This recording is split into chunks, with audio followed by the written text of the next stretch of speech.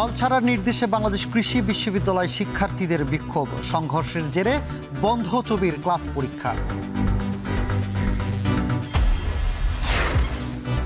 ৪৭ বছরে বিএনপি দেড় যুগ ক্ষমতার বাইরে থেকেও গণতন্ত্রের পথে আপোষহীন, ভিন্ন মত গ্রহণে জোর। বান্দরবানে 2 বাস টার্মিনাল সংযোগে 11 কোটি টাকা খরচ হয়ে টানেল নির্মাণ, সুষ্ঠু তদারকির অভাবে জরাজীর্ণ।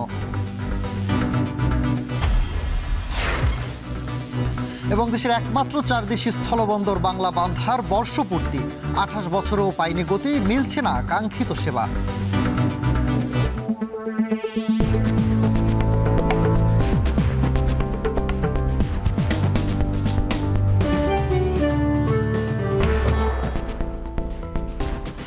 স্বাগত এখন জনপদে। পুরো আয়োজনে আপনাদের সঙ্গে আছি আমি সানি মৃধা। ময়মনসিংহের বাংলাদেশ কৃষি বিশ্ববিদ্যালয় অনির্দিষ্টকালের জন্য বন্ধ ঘোষণা এবং হল ছাড়ার নির্দেশে ইতিমধ্যে অনেক ছাত্রী হল ছেড়েছে। তবে হল ছাড়ার নির্দেশের প্রতিবাদে বিক্ষোভ করছেন শিক্ষার্থীরা। এ নিয়ে আরও জানাতে বাংলাদেশ কৃষি বিশ্ববিদ্যালয় থেকে যুক্ত হচ্ছেন সহকর্মী ইমতিয়াজ আহমেদ। ইমতিয়াজ, সেখানকার সবশেষ অবস্থা জানাবেন।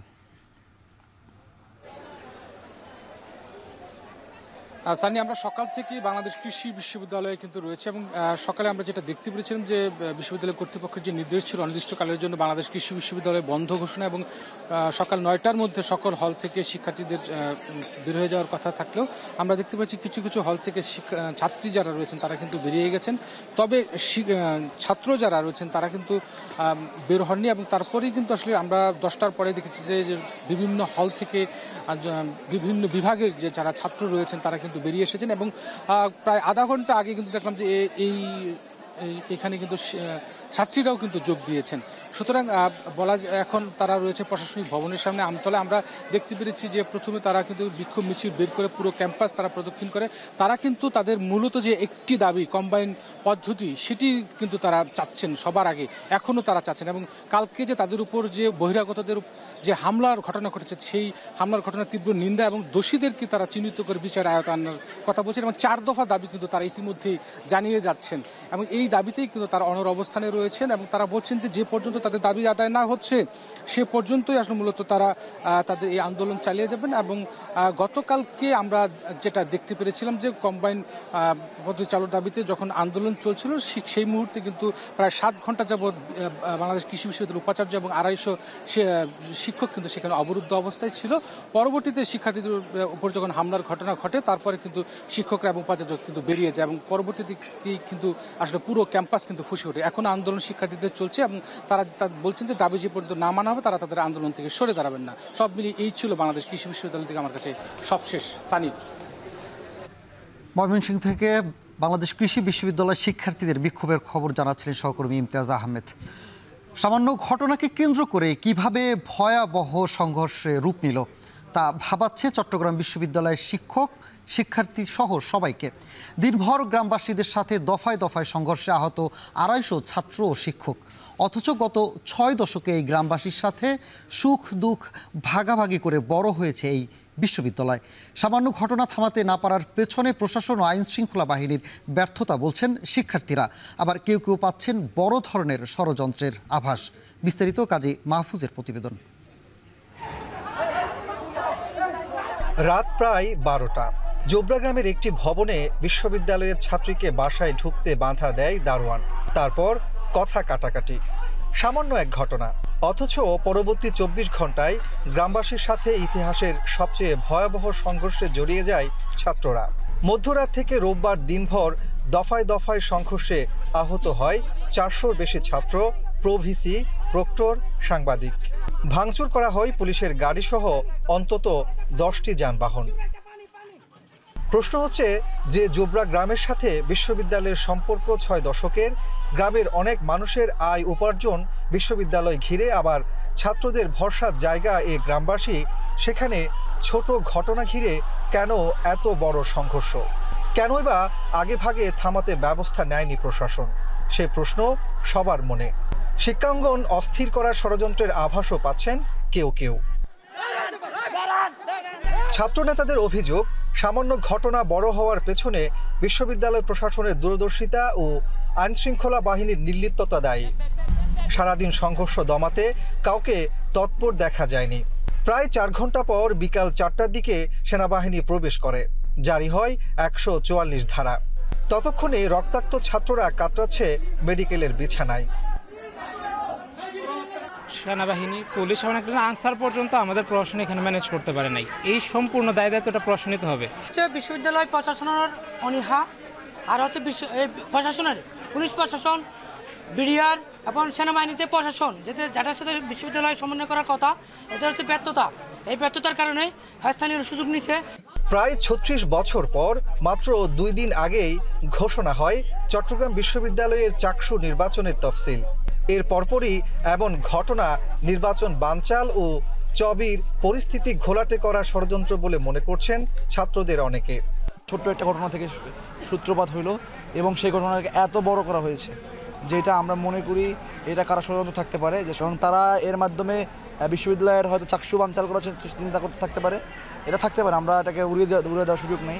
আইন শৃঙ্খলা বাহিনী, প্রশাসন, কাউকে আমরা রাস্তায় দেখিনি বা পাশে পাইনি। তো সম্পূর্ণভাবে আমি দোষারোপ করছি এই প্রশাসনকে। এই প্রশাসন টোটালি সাধারণ শিক্ষার্থীদের নিরাপত্তা দিতে ব্যর্থ হয়েছে। এই চাকসু নির্বাচনকে কেন্দ্র করে এই ধরনের সংঘাত তৈরি হচ্ছে। কেউ ঘোলা পানিতে মাছ শিকারের চেষ্টা করছেন। তবে সন্দেহ আরও দানা বাঁধে বিশ্ববিদ্যালয় প্রশাসনের বক্তব্যে। সদ্য ছাত্র সংসদ নির্বাচনের তফসিল ঘোষণার পর একটি পক্ষ পরিস্থিতি ঘোলাটে করতে চেষ্টা করছে দাবি উপাচার্যের। একটা ভাইব্রেন্ট পরিবেশের মধ্যে আমরা ছাত্রদের সাথে আলাপ আলোচনা করে চাকসু ইলেকশন ঘোষণা করেছি, এই ডিক্লেয়ার করেছি। ঠিক তারপর এই ঘটনাটা হয়েছে। কাজেই এখানে নানা রকম চিন্তা করার বিষয় আছে, নানা রকম ব্যাপার থাকতে পারে, সেগুলো আমরা বিবেচনা করছি। আমরা যাতে সুন্দরভাবে সব কিছু ইউনিভার্সিটি ভাইব্রেন্ট থাকে, ইউনিভার্সিটি যাতে স্বাভাবিক থাকে, সেই জন্য যা করণীয় আমরা তা করার জন্যই এখানে আসি। বিশ্ববিদ্যালয়ের 1000-এরও বেশি শিক্ষার্থী আশপাশের গ্রামগুলোতে থাকেন। এছাড়া বিশ্ববিদ্যালয় ঘিরে যারা জীবিকা নির্বাহ করেন সেসব স্থানীয়রাও পড়েছেন বড় বিপাকে। অতীতেও চট্টগ্রাম বিশ্ববিদ্যালয়ের শিক্ষার্থীদের সাথে জোবরা গ্রামবাসীদের মধ্যে বিভিন্ন ইস্যুতে সংঘর্ষের ঘটনা ঘটে। তবে এবারের ঘটনা অতীতের সব ঘটনাকে ছাপিয়ে গেছে। এতগুলো শিক্ষার্থী আহত হওয়ার পর জোবরা গ্রামবাসীদের সাথে বিশ্ববিদ্যালয় প্রশাসন, শিক্ষক এবং শিক্ষার্থীদের সম্পর্ক কিভাবে স্বাভাবিক হবে তা ভাবাচ্ছে সবাইকে। কাজী মাহফুজ, এখন চট্টগ্রাম বিশ্ববিদ্যালয়। ভয়াবহ সংঘর্ষের পর চট্টগ্রাম বিশ্ববিদ্যালয়ে আজ রাত 12টা পর্যন্ত জারি রয়েছে 144 ধারা। ক্যাম্পাসে পুলিশ ও সেনা মোতায়েন রয়েছে। বন্ধ ক্লাস, পরীক্ষা সহ একাডেমিক কার্যক্রম। এ নিয়ে আরও জানাতে যুক্ত হচ্ছেন ফয়সাল করিম। ফয়সাল, চট্টগ্রাম বিশ্ববিদ্যালয়ে আজকের সার্বিক পরিস্থিতি কি জানাবেন?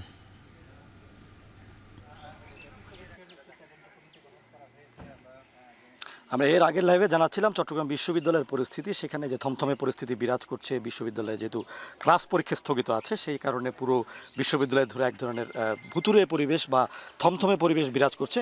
এখন আমরা এসেছি জোবরা গ্রামের ভেতরে, যেটিতে আসলে গতকাল সংঘর্ষ ছড়িয়ে পড়েছিল, এবং এই জোবরা গ্রামের ভেতরে এসে আমরা স্থানীয়দের ক্ষোভের মুখে পড়েছি এবং তারা অনেকেই আসলে বলছেন যে তারা ক্ষতিগ্রস্ত হয়েছেন গতকালের ঘটনায়।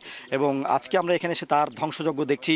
এখানে যে সিএনজি অটোরিকশাগুলো দেখছেন, এগুলো কিন্তু গতকাল এসে স্থানীয়রা বলছেন, যা তারা অভিযোগ করছেন যে এখানে যে সিএনজি অটোরিকশা গ্যারেজ আছে সেখানে ভাঙচুর করা হয়েছে, বিভিন্ন দোকানপাট ভাঙচুর করা হয়েছে, অগ্নিসংযোগ করা হয়েছে এবং বিভিন্ন বাসাবাড়ির যেই কাঁচ আছে সেগুলো ভেঙে চুরমার করা হয়েছে। এবং আমরা এসে তার ধ্বংসযজ্ঞ দেখেছি পুরো জোবরা গ্রাম জুড়ে। এবং এখনও আসলে এখানে যারা স্থানীয় আছেন তারা বলছেন যে গতকাল যেহেতু এখানে মিডিয়া কর্মীরা প্রবেশ করতে পারেনি, তারা তাদের অনেক ধ্বংসযজ্ঞ বা এখানে কী ধরনের ক্ষয়ক্ষতি হয়েছে গ্রামের ভেতরে সেটি কিন্তু তারা দেখানো যায়নি। তবে আজকে আমরা আসতে পেরেছি এবং তারা বলছেন যে আসলে এখানে বিভিন্ন সিএনজি অটোরিকশা সহ বিভিন্ন বাসাবাড়িতে যেমন লুটপাটের ঘটনা ঘটিয়েছে, পাশাপাশি তাদের যে গবাদি পশু সেগুলো কিন্তু লুটপাটের ঘটনা ঘটেছে বলে তারা অভিযোগ করছেন। এবং আমরা যেটি দেখেছি এখানে এই এলাকার ভিতরে কিছুক্ষণ আগে সেনাবাহিনীর একটি টহল দল গিয়েছে, পুলিশের টহল দল, বিজিবি এবং র্যাবের টহল দল আছে এবং পাশাপাশি পুরো ক্যাম্পাস জুড়ে কিন্তু তারা টহল দিচ্ছেন যাতে কোনো ধরনের অপ্রীতিকর ঘটনা আর না ঘটে। এবং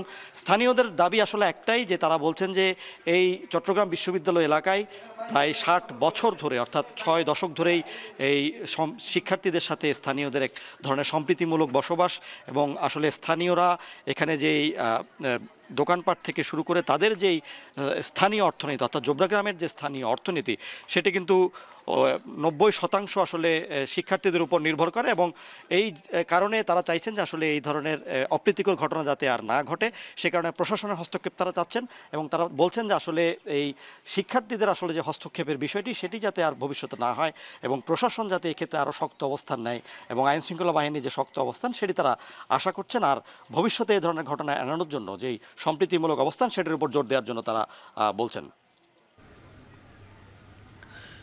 চট্টগ্রাম বিশ্ববিদ্যালয়ের সবশেষ খবর জানাচ্ছিলেন সহকর্মী ফয়সাল করিম। নানা প্রতিকূলতার মাঝেও এগিয়ে চলছে রাজশাহী বিশ্ববিদ্যালয়ের ছাত্র সংসদ নির্বাচনের আয়োজন। মনোনয়ন জমা দেওয়ার জন্য ডোপ টেস্ট করাতে বিশ্ববিদ্যালয়ের মেডিকেল সেন্টারে যাচ্ছেন প্রার্থীরা। রাকসু নির্বাচনের আরও খবর জানাতে যুক্ত হচ্ছেন সহকর্মী রাকিবুল হাসান। রাকিব, প্রথম বর্ষের শিক্ষার্থীদের ভোটার তালিকা অন্তর্ভুক্তির বিষয়ে সাধারণ শিক্ষার্থী ও সংশ্লিষ্টরা কি বলছেন? সানি, এর মধ্যেই কিন্তু আসলে রাজশাহী বিশ্ববিদ্যালয়ের রাকসু নির্বাচন নিয়ে এবং সেখানে প্রথম বর্ষের শিক্ষার্থীদের ভোটের হিসেবে অন্তর্ভুক্ত করার জন্য সাধারণ শিক্ষার্থীদের মত রয়েছে। একই সাথে ছাত্রদল, ছাত্র শিবির প্রত্যেকেই আসলে চান যে আসলে তারা নির্বাচনে অংশগ্রহণ করুক এবং ভোটার হিসেবে তারা অধিভুক্ত হোক। কিন্তু এখন পর্যন্ত কিন্তু সেই বিষয়টি নিয়ে সকলের আসলে মতামত নেওয়া হয়েছে এবং নির্বাচন কমিশন গতকাল রাতেও কিন্তু সিনেটে বসেছিলেন সকলের সাথে এবং সকলের সাথে বসার পরে এই বিষয় নিয়ে আজকে একেবারে পরিপূর্ণ নির্বাচন কমিশন তারা বসবেন এবং পরে বৈঠক শেষে এই সিদ্ধান্তটি জানানো হবে বলে আমাদেরকে বলা হয়েছে। তবে এখন পর্যন্ত নির্বাচন কমিশন এই বিষয়ে চূড়ান্ত কোনো সিদ্ধান্ত আসলে দেয়নি।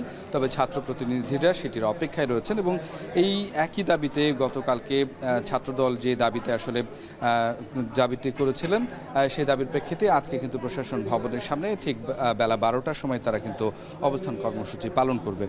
অন্যদিকে স্থানী বলে রাখি আপনাকে যে নির্বাচন কিন্তু এগিয়ে চলেছে। তফসিল অনুযায়ী আজকে থেকে শুরু করে 4 দিন পর্যন্ত কিন্তু আসলে মনোনয়নপত্রগুলো সংগ্রহ শেষ করার পরে জমা দিতে পারবেন। ইতোমধ্যেই কিন্তু এখানে ছাত্র সংসদ নির্বাচনে 318 জন কিন্তু তারা তাদের যে মনোনয়ন ফর্ম তুলেছেন বা প্রার্থী হয়েছেন তারা তাদের ডোপ টেস্টের যে রিপোর্ট সেটি সংগ্রহ করছেন এবং বিশ্ববিদ্যালয়ে ছাত্র যে চিকিৎসা কেন্দ্র রয়েছে সেই চিকিৎসা কেন্দ্র কিন্তু আমরা এখন দেখছি যে শিক্ষার্থীরা এখানে কেউ ডোপ টেস্ট রিপোর্ট করতে এসেছেন, কেউ আসলে করেছেন সেই রিপোর্টগুলো নিতে এসেছেন। তবে এক্ষেত্রে আমরা যেটি জানতে পেরেছি যে যারা ডোপ টেস্টের ইতিমধ্যেই নমুনা দিয়েছেন তারা কিন্তু তাদের রিপোর্টটি হাতে পেতে পারেন, আবার কখনো এইটি কিন্তু আসলে রাকসুতেও সরাসরি চলে যাবে।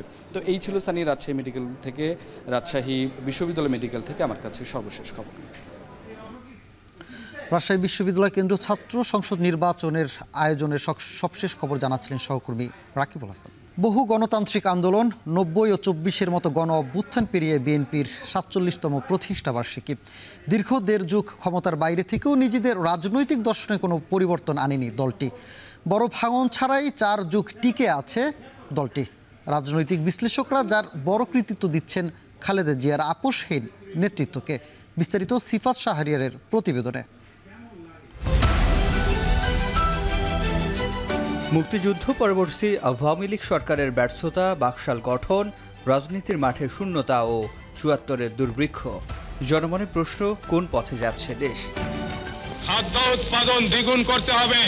তারপরেই রাষ্ট্রপতির দায়িত্বে থাকা জিয়াউর রহমান তার শাসনকে বেসামরিক করার উদ্দেশ্যে গ্রহণ করেন ১৯ দফা কর্মসূচি। পরবর্তীতে ১৯৭৮-এর ১ সেপ্টেম্বর গঠন করেন বাংলাদেশ জাতীয়তাবাদী দল বিএনপি।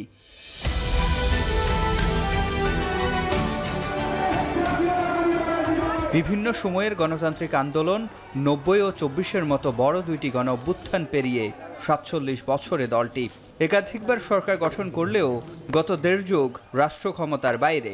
ক্ষমতার এমন উত্থান পতন দলের রাজনৈতিক দর্শনে কি কোনো পরিবর্তন এনেছে? প্রয়োজন হয়নি, কারণ মূল দর্শনটা যেটা আপনার বাংলাদেশি জাতীয়তাবাদ। দলের মহাসচিব মির্জা ফখরুল ইসলাম আলমগীর বলেন, বাংলাদেশি জাতীয়তাবাদকে লক্ষ্য করেই অনড় অবস্থানে থাকবেন তারা। বাংলাদেশি জাতীয়তাবাদকে নিয়েই যদি যা কিছু হয়েছে করা হচ্ছে তাকে কেন্দ্র করে করা হচ্ছে।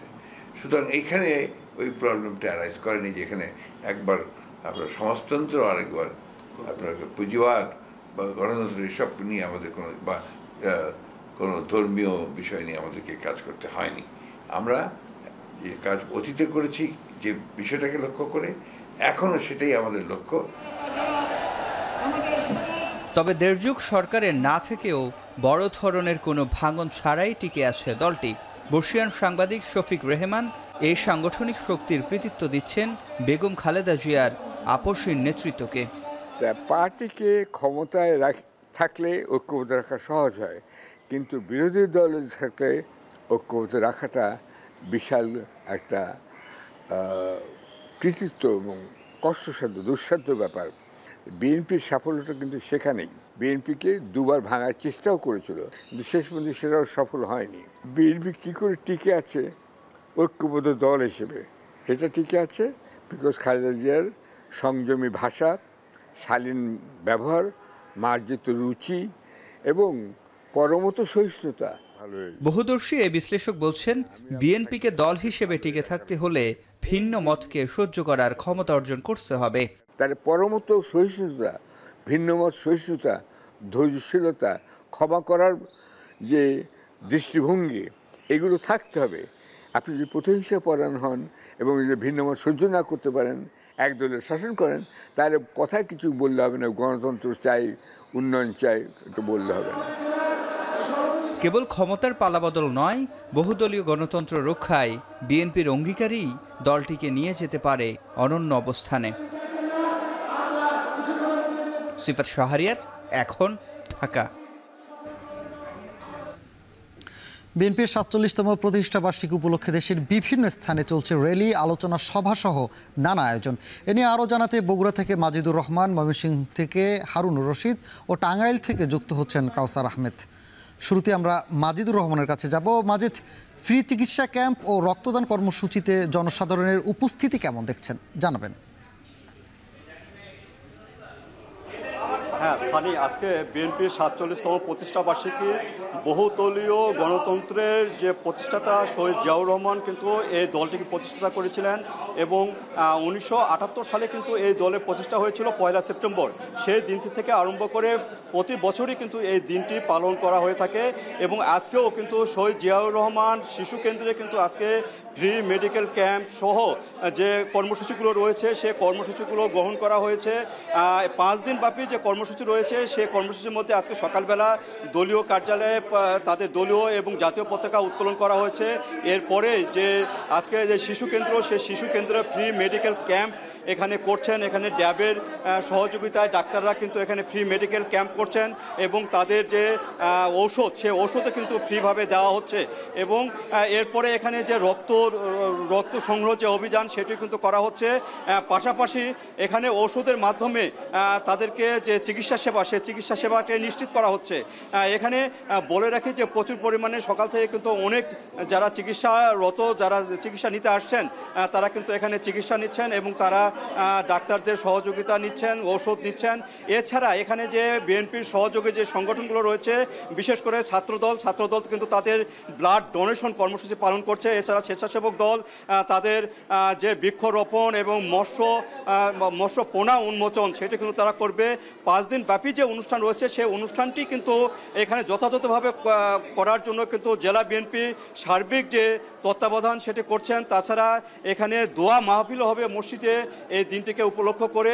সব মিলিয়ে যে এই দিনটি যে উদযাপন, সেই উদযাপন কিন্তু বেশ আড়ম্বরভাবে কিন্তু এখানে হচ্ছে, কারণ শহীদ জিয়াউর রহমানের এখানে জন্মস্থান এবং এই জন্মস্থান উপলক্ষে এবং তিনি প্রতিষ্ঠাতা এই বিএনপির, সে প্রতিষ্ঠাতা জিয়াউর রহমানকে একটি অন্যভাবে তারা দেখেন এবং তারা চান যে এই দিনটি শুধু বাংলাদেশে নয় সারা বিশ্বে যেন পালন করা হয় এবং এই দিনটি উপলক্ষ করেই যেন তারা আরও উজ্জীবিত হতে পারেন নেতাকর্মীরা, সেইভাবে কিন্তু তারা এই দিনটিকে উদযাপন করেন এবং পালন করেন এবং সব কিছু মিলে যে 5 দিন ব্যাপী যে অনুষ্ঠান, সেই অনুষ্ঠান কিন্তু এখানে বেশ ভালোভাবে চলবে, এমনই আশাবাদ ব্যক্ত করেছেন এখানকার জেলা বিএনপি সভাপতি।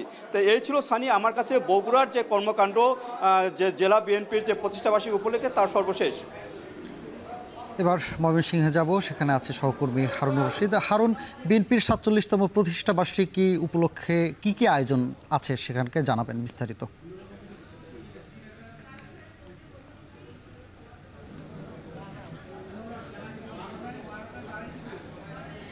সানি, বাংলাদেশ জাতীয়তাবাদী দল বিএনপির প্রতিষ্ঠা বার্ষিকী উপলক্ষে ময়মনসিংহেও কিন্তু আজকে দিনব্যাপী নানা ধরনের কর্মসূচি পালন করছে বিএনপি এবং এর অঙ্গ সংগঠন। এবং আমরা এখন যে জায়গাটিতে আছি এটি হচ্ছে ময়মনসিংহ নগরীর রেল স্টেশন কৃষ্ণচূড়া চত্বর। এবং এই কৃষ্ণচূড়া চত্বরে কিন্তু ইতিমধ্যে আমরা দেখতে পাচ্ছি যে ময়মনসিংহ দক্ষিণ জেলা বিএনপির নেতৃবৃন্দ কিন্তু ইতিমধ্যেই এখানে এসে উপস্থিত হয়েছেন এবং এখান থেকে একটি বর্ণাঢ্য শোভাযাত্রা বের করা হবে বিএনপির প্রতিষ্ঠা বার্ষিকী উপলক্ষে। এবং আমরা যেটি দেখছি যে ইতিমধ্যেই এখানে ময়মনসিংহ দক্ষিণ জেলা বিএনপির আহ্বায়ক জাকির হোসেন বাবলু, সদস্য সচিব রুকনুজ্জামান সরকার, রুকন সহ বিএনপি এবং এর অঙ্গ সংগঠনের যারা নেতাকর্মী রয়েছেন তারা কিন্তু ইতিমধ্যেই রেল স্টেশন কৃষ্ণচূড়া চত্বরে এসে অবস্থান গ্রহণ করেছেন। এবং আমরা দেখছি যে বিভিন্ন এলাকা থেকে কিন্তু আজকের এই বর্ণাঢ্য শোভাযাত্রায় অংশগ্রহণ করার জন্যে ময়মনসিংহ দক্ষিণ জেলা বিএনপির অন্তর্গত যে ইউনিটগুলো রয়েছে, যে উপজেলাগুলো রয়েছে, সেখান থেকে কিন্তু বিভিন্ন ধরনের মিছিল আমরা দেখতে পাচ্ছি যে এই কৃষ্ণচূড়া চত্বরে এসেছে এবং এসে শহরের বিভিন্ন সড়ক প্রদক্ষিণ করছে। এবং কিছুক্ষণের মধ্যেই এখানে থেকে যে মূল কর্মসূচি সেটি শুরু হবে। এবং আমরা দেখেছি যে যারা মিছিলে অংশগ্রহণ করেছেন তারা কিন্তু ডাক ডোল বাদ্য বাজনা নিয়ে নেচে গেয়ে কিন্তু এই মিছিলে অংশগ্রহণ করছেন। এবং কিছুক্ষণ পরেই যে মূল যে শোভাযাত্রা সেটি শুরু হবে, এখানে বিএনপির নেতাকর্মীরা অপেক্ষা করছেন। তো এই ছিল আমার কাছে ময়মনসিংহ থেকে সর্বশেষ। এবার যাব টাঙ্গাইলে, সেখানে আছেন সহকর্মী কাউসার আহমেদ। কাউসার, আয়োজনের সবশেষ অবস্থা কি জানাবেন, আর নেতাকর্মীদের উপস্থিতি কেমন দেখছেন? কিছুক্ষণ আগে এখানে শেষ হয়েছে, এরপরে থেকে বিভিন্ন উপজেলা, ইউনিয়ন এবং পাড়া মহল্লা থেকে যে বিএনপির খন্ড খন্ড মিছিল সেগুলো আসতে শুরু করেছে। এখানে তারা বিভিন্ন স্লোগান দিচ্ছেন নেতাকর্মী যারা রয়েছেন। এছাড়াও এখানে আমাদের জেলা বিএনপির সভাপতি হাসানুজ্জামান শাহীন, সাধারণ সম্পাদক এছাড়াও কেন্দ্র বিএনপির ভাইস চেয়ারম্যান আহমেদ আবুল প্রচার সম্পাদক সুলতান সালাউদ্দিন সমাবেশে উপস্থিত থাকবেন বলে আমরা জানতে পেরেছি।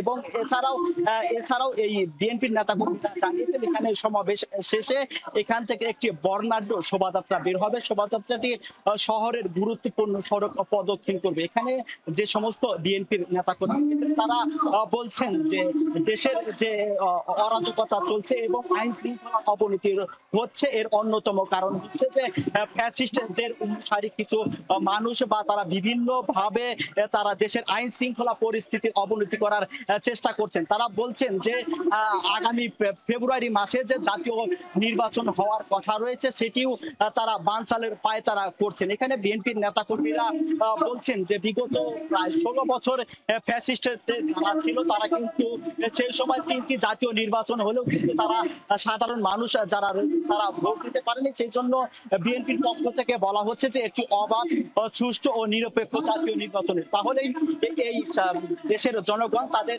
নির্বাচিত জনপ্রতিনিধি নির্বাচন করতে পারবে। তো এই ছিল আমার কাছে বিএনপির প্রতিষ্ঠা বার্ষিকী থেকে সর্বশেষ। বিএনপির 47তম প্রতিষ্ঠাবার্ষিকী উপলক্ষে দলটির পক্ষ থেকে আয়োজিত নানা কর্মসূচির খবর জানাচ্ছিলেন সহকর্মী কাউসার আহমেদ। খুলনার রূপসা নদী থেকে সাংবাদিক ওয়াহিদুজ্জামান বুলুর মরদেহ উদ্ধার করেছে পুলিশ। রোববার সন্ধ্যায় পীর খানজাহান আলী সেতুর 2 নম্বর পিলারের বেজবেন্ট থেকে নদীতে ভাসমান অবস্থায় তার মরদেহ উদ্ধার করে রূপসা নৌ পুলিশ। নিহতের বয়স 60 বছর। তিনি দীর্ঘ 30 বছরের বেশি সময় সাংবাদিকতা করেছেন। বর্তমানে ঢাকা থেকে প্রকাশিত দৈনিক সংবাদ প্রতিনিধি কর্মরত ছিলেন। এ ঘটনায় এলাকায় চাঞ্চল্যের সৃষ্টি হয়েছে। পুলিশ জানায় নিহতের ডান হাত ও মুখমণ্ডলে ক্ষতিগ্রস্ত অবস্থায় পাওয়া যায়। ঘটনাটি রহস্যজনক হয়ে উঠেছে। এদিকে পিবিআই ও সিআইডি ঘটনাস্থল থেকে আলামত সংগ্রহ করেছে। এটি পরিকল্পিত হত্যাকাণ্ড হতে পারে বলে দাবি স্থানীয়দের। তবে ময়নাতদন্তের পর মৃত্যুর প্রকৃত কারণ জানা যাবে বলে বলছে পুলিশ।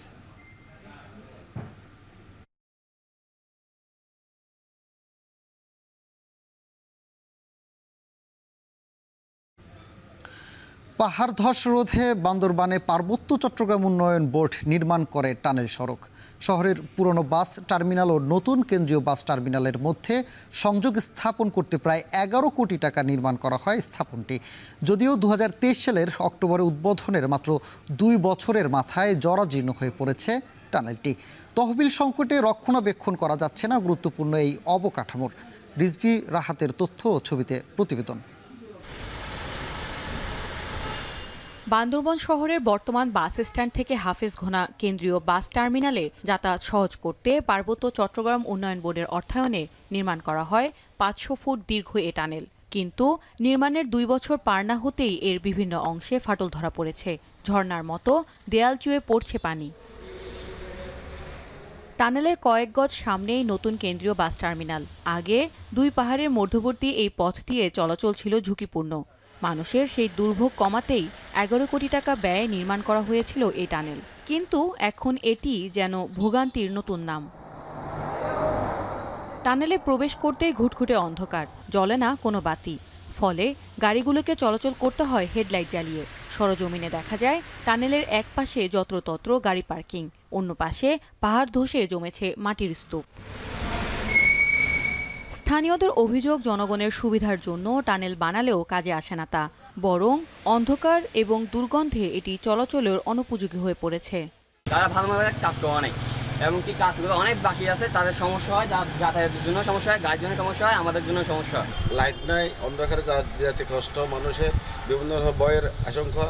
তারপরে টানেল তারও লম্বা হওয়ার কথা, টানেল হয়েছে কি অর্ধেক রাস্তায়, মধ্যের রাস্তায় শেষ হয়ে গেছে। আমাদের কোনো সুবিধাই হয় নাই, শুধু আমাদের টাকাগুলো নষ্ট করছে, জনগণের টাকাগুলো নষ্ট করছে। মাটির জন্য এই স্কুলের পোলাপান এই টানেলের ভিতর দিয়ে আসা যাওয়া করতে পারতেছে না। আমাদের ভয় হয়, এখানে টানেল হয়েছে ২ বছর হয় নাই, পানি পড়তেছে, মাটি ভাঙি পড়তেছে।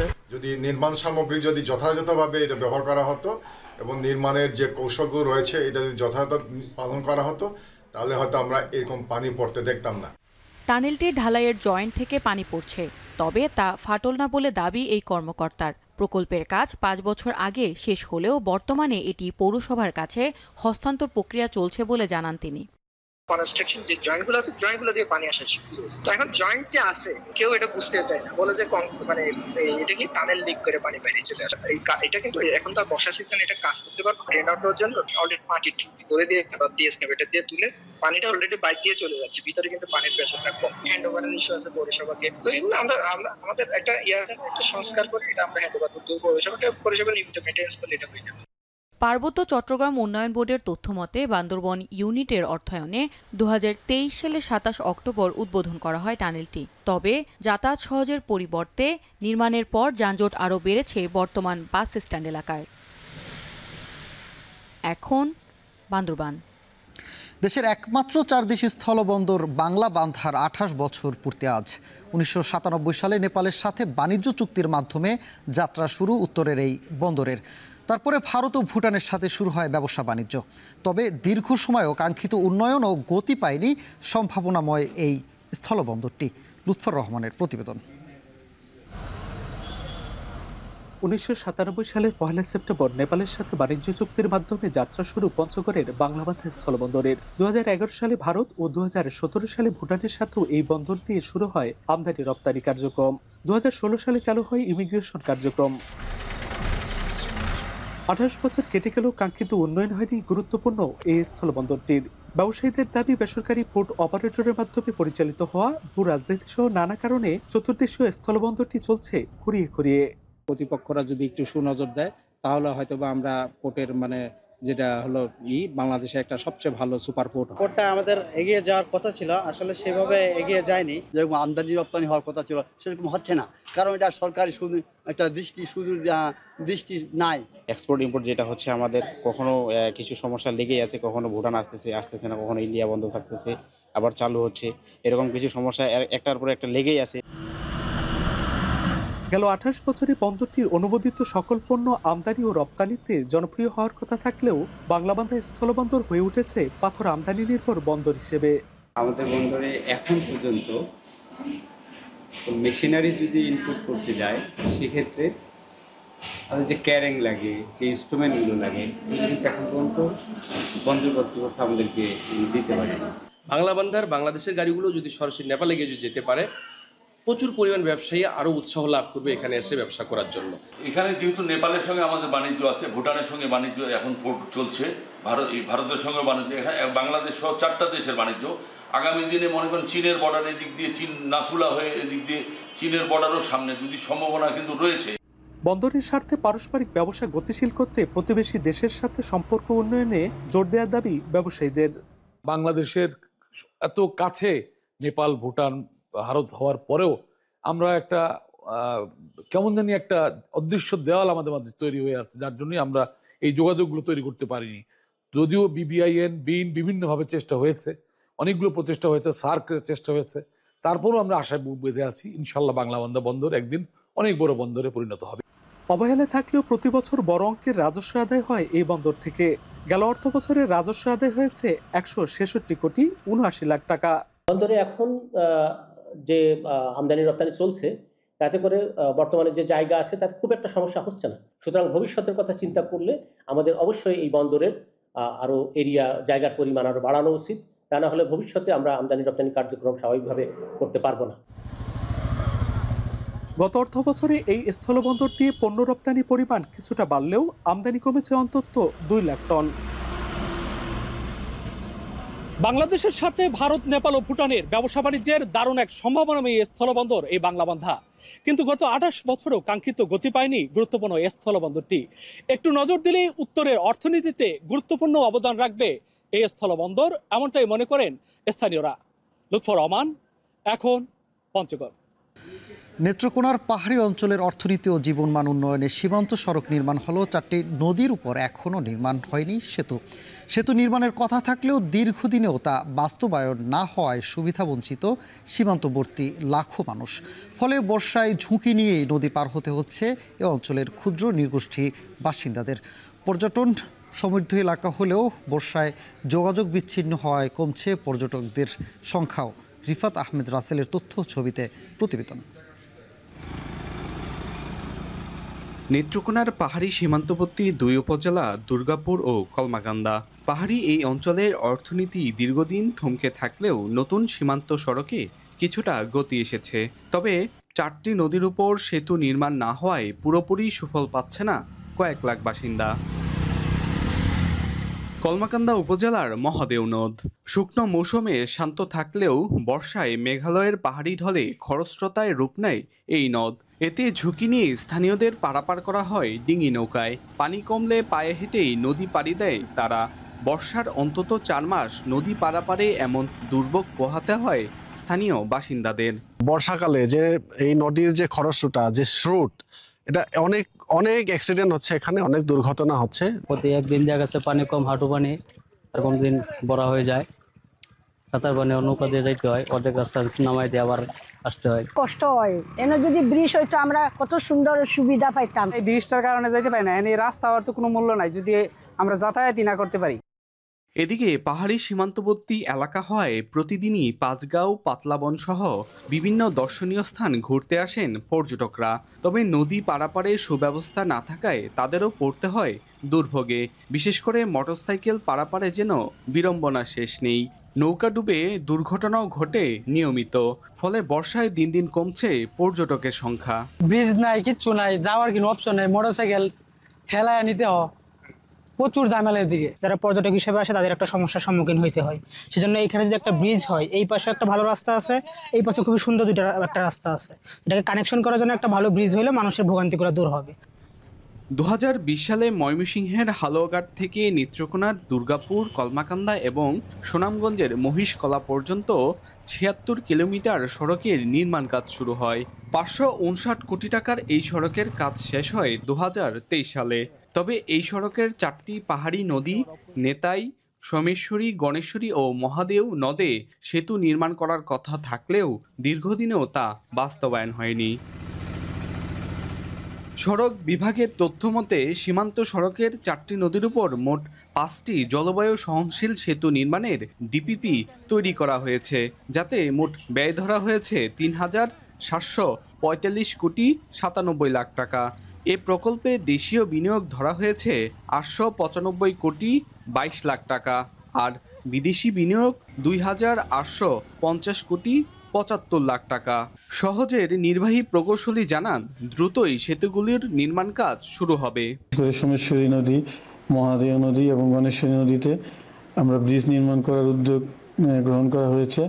সোমেশ্বরী নদীতে সেতু নির্মাণ করার জন্য ইতিমধ্যেই ইসলামিক ডেভেলপমেন্ট ব্যাংকের অর্থায়নে পিডিবিপিতে ব্রিজ নির্মাণগুলো অন্তর্ভুক্ত করা হয়েছে। পিডিপি অনুমোদন হলে আমরা পরবর্তীতে অন্যান্য কার্যক্রম গ্রহণ করব। সীমান্ত সড়কের 4টি সেতুর নির্মাণ কাজ শেষ হলে জামালপুর থেকে সরাসরি সুনামগঞ্জের তাহিরপুর পর্যন্ত যাতায়াত সহজ হবে। এতে সময় বাঁচার পাশাপাশি কমবে ব্যয়। তেমনি সেতুগুলো থেকে টোলের মাধ্যমে রাজস্ব আয় করতে পারবে সরকার। রিফাত আহমেদ রাসেল, এখন নেত্রকোনা। কক্সবাজারের বাঁকখালী নদীর পাশের অবৈধ স্থাপনা উচ্ছেদে অভিযান শুরু করেছে বিআইডব্লিউটিএ। এ নিয়ে আরও জানাতে কস্তুরাঘাট থেকে যুক্ত হচ্ছেন মন্তোষ বেদজ্ঞ।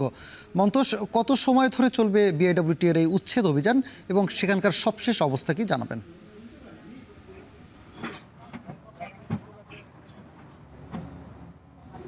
সানি, কক্সবাজার শহরের প্রধান নদী বাঁকখালী এবং এই নদীর তীরবর্তী এলাকা কিন্তু দখল করে ইতিমধ্যে বহু স্থাপনা রয়েছে, অবৈধ স্থাপনা উচ্ছেদে আজকে সকাল থেকে মূলত সকাল 10:30 থেকে অভিযানে নেমেছে বাংলাদেশ অভ্যন্তরীণ নৌ পরিবহন কর্তৃপক্ষ এবং ইতিমধ্যে অন্তত 4টি স্থাপনা ইতিমধ্যে ভেঙে ফেলা হয়েছে এবং আরো স্থাপনা এখানে এই তীরবর্তী এলাকায় যেসব স্থাপনা আছে মূলত আজকে সকাল 10:30 থেকে কক্সবাজার শহরের যে কস্তুরাঘাট এলাকা, এই এলাকা থেকে মূলত উচ্ছেদ অভিযানটি শুরু হয়েছে এবং আগামী 4-5 দিন বা 1 সপ্তাহ যতদিন আসলে সময় লাগে এই তীরবর্তী আশপাশের যে এলাকা মূলত বাংলাদেশ অভ্যন্তরীণ নৌ পরিবহন কর্তৃপক্ষের আওতাধীন যেসব এলাকা সেই পুরো এলাকায় কিন্তু উচ্ছেদ কার্যক্রম পরিচালিত হবে বলে সংশ্লিষ্টরা আমাদের জানিয়েছে। এবং যদি একটু বলে রাখি যে এই যে বাঁকখালী নদী এটিকে ঘিরে কিন্তু ইতিমধ্যে বাংলাদেশ পরিবেশ আইনবিদ সমিতি বেলার পক্ষ থেকে কিন্তু একটি মামলা দায়ের করা হয়েছিল এবং এর প্রেক্ষিতে গত 24শে আগস্ট সরকারকে একটি নির্দেশনা দিয়েছে হাইকোর্ট, বিশেষ করে আগামী 4 মাসের মধ্যে একটি সমন্বিত তালিকা করে সেই সমস্ত অবৈধ স্থাপনা উচ্ছেদ এবং এখানকার পরিবেশ সংরক্ষণের জন্য নির্দেশনা দেওয়া হচ্ছে। সেই সাথে বাঁকখালী নদীর যে এলাকাটি এই এলাকাটিকে ইসিএ হিসেবে অন্তর্ভুক্ত করার কিন্তু নির্দেশনা দেওয়া হয়েছে। এর প্রেক্ষিতে কিন্তু আমরা দেখেছি গত 29শে আগস্ট কক্সবাজার সফরে এসেছেন নৌ পরিবহন উপদেষ্টা এবং তিনিও কিন্তু এই সব স্থাপনা উচ্ছেদের নির্দেশনা দিয়েছেন। প্রেক্ষিতে আজকে থেকে উচ্ছেদ অভিযানটি চলছে এবং এটি আমরা হয়তো পরবর্তী খবরে জানিয়ে দিতে পারবো উচ্ছেদ অভিযানের আরো কতটা অগ্রগতি হয়েছে, কত স্থাপনা উচ্ছেদ হয়েছে। সানি, এই ছিল আমার কাছে সবশেষ। কক্সবাজারে বিআইডব্লিউটিএর উচ্ছেদ অভিযানের সবশেষ খবর জানাচ্ছিলেন সহকর্মী মন্তোষ বেদজ্ঞ। এখন জনপদে নিচ্ছে আরও একটি বিরতি, ফিরছে একটু পরে।